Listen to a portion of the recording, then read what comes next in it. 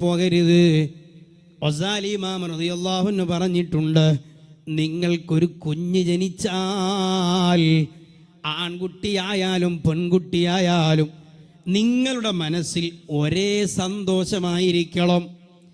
ആൺകുട്ടി ജനിക്കുമ്പോൾ കൂടുതൽ സന്തോഷം, പെൺകുട്ടി ജനിക്കുമ്പോൾ സങ്കടം ഒരിക്കലൊരു മുഅ്മിനായ മനുഷ്യൻ്റെ ഹൃദയത്തിൽ ഉണ്ടാകാൻ പാടില്ല.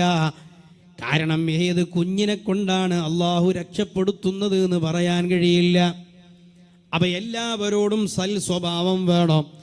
നബി സല്ലല്ലാഹു അലൈഹി വസല്ലമ തങ്ങൾ പറഞ്ഞു, ലാ തഹാസദൂ വലാ തബാഅദൂ വലാ തനാജസൂ വലാ തദാബറൂ.